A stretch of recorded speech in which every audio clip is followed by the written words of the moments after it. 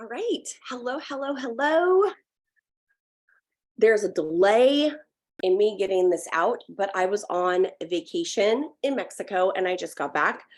So, with that being said, welcome to the Fiercely Bold with Lucie Mitchell podcast. I am your host, Lucie Mitchell, and I'm excited to bring you part two of this dark femme energy, like mini masterclass, I guess, in the form of a podcast and a vlog series. Okay. So in like part one, and this is going to be quick, just going to give you a couple of bullet points, but in part one, I talked about really what dark feminine energy is and isn't.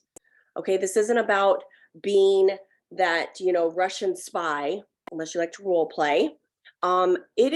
It's more so about tapping in to your true, not only femininity, but also like stepping into your power as a woman, your power as an entrepreneur, your power as a lover, like all of those different titles or different I don't know what you would call it, like energetic forces that we have as women, as real true women. Don't get me started on what's going on out there in the world right now. Okay.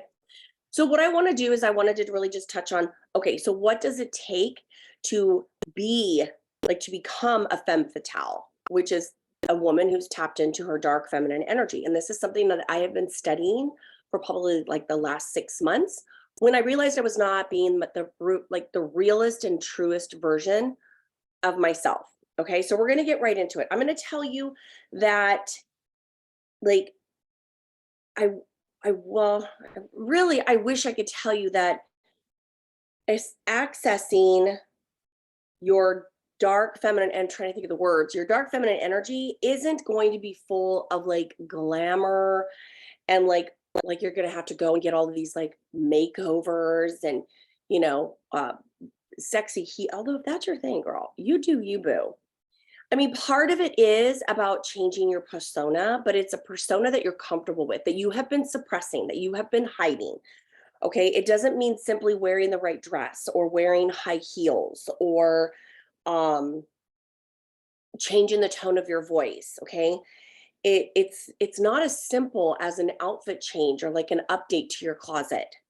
All right. It's actually a little bit more complicated than that. It's really a lot of work. It's a lot of uncomfortable work. Okay. Like it starts from that part we never want to change, and that's the part within. All right. So the first place I would say it starts with is adjusting your mindset. I am the mindset. I will not say I'm going to trademark this, but I would like to believe that I'm the mindset queen, because the one thing that I was stuck in for 40 something years of living on this planet was wrapped around my mindset. And, you know, when you are becoming this dark feminine archetype, like you have to understand why you are the way you are. Like, who are you and why are you that way? You need to reconnect with your values, your goals, your ambitions. Like buying a sexy outfit, that's fun. Like, go, girl, I give you permission. Go do that. But you have to start from within, because none of it's going to matter if you don't firmly believe that you can have this type of energy. So one of the things that I've talked about and worked with my clients was, it's called shadow work. It's finding the light within your shadow. We have a light and a dark shadow, and most times our dark shadow is what is mostly represented. And that's that limiting belief. That is that thought process that you can't do something, you're not allowed to do something, you're not worthy of something. Your light shadow is the belief system that you are able to be this person, to step into this new identity, that you are a validated person. But our dark shadow basically shadows over the light within us. Okay. So what you have to do is, you don't want to look for what's wrong within yourself. You actually are going to focus on what is right with you. And hopefully that makes sense. Because we spend a majority of our lives nitpicking ourselves. We spend a majority of our lives pointing out how, like, what's wrong with us, self-doubt. Like if somebody comes up to you and says, oh my God, you're beautiful, and your first thought or words out of your mouth is, no, this whole thing, you discredit. First of all, you're invalidating the person who gave you a genuine compliment, but even more so, you're invalidating yourself. And that has to stop. When you're tapping into this dark feminine energy, you're not gloating. You are acknowledging that something is beautiful about yourself. Like, I'll give you an example. My entire childhood, I've had people talk about how beautiful my blue eyes are. I have blue eyes. And we were in Mexico, and of course it's sunny. So majority of the time, nobody's seeing my eyes. And I needed to look at a menu or something. We were all at a pool bar and we were with these friends that we had just met. And I took my glasses off, and one of the gentlemen that we'd hung out with, I love him. His name is Jimmy. He's deaf, but he can read lips like nobody's business, and he can communicate. But if I tried to talk to him from his backside, he wouldn't know what I was saying. He has to read my lips. And I took off my glasses in order to look at the menu when we were all swimming up to the pool bar. And he, like, not only signed, but he mouthed, "Oh my God, your eyes are beautiful."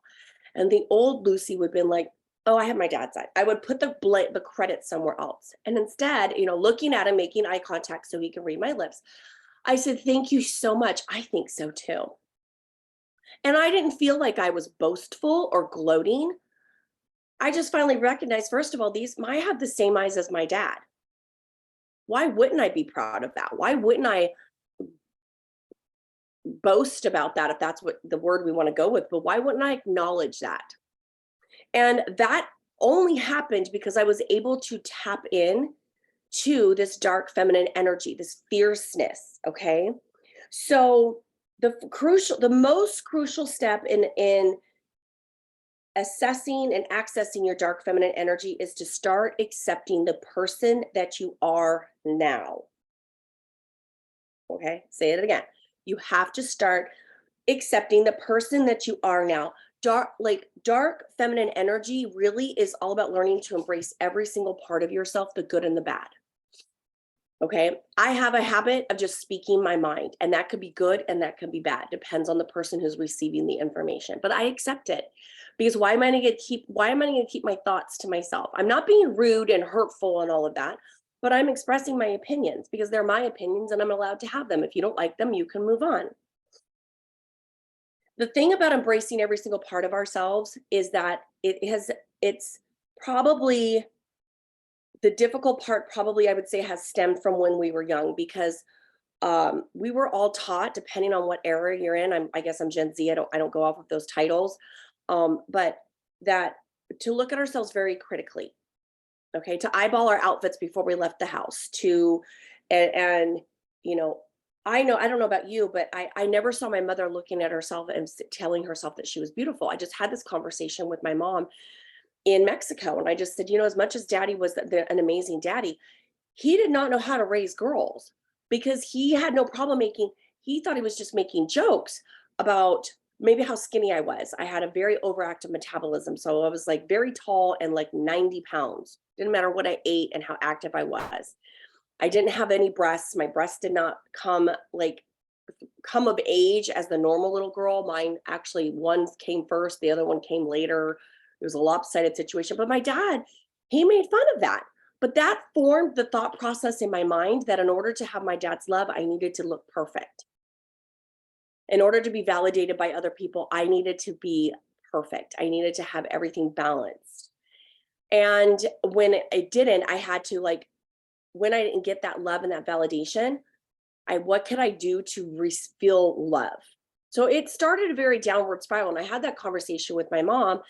And, of course, she's trying to give my dad all the credit. I said, I'm not saying daddy was bad. I'm just saying that that's the era that we grew up in. You thought it was jokes, but really it was formulating my own self-worth and my confidence in myself. And if you were to sit back and think about your childhood, you probably have some very similar, scenarios. You know, um, my mother, acted very modest. And even when it came to the fact that, I understand what has to happen when you have babies. And she would downplay that. And it's like, dude, they're not coming from the stork. I know, like, I know what you and dad did.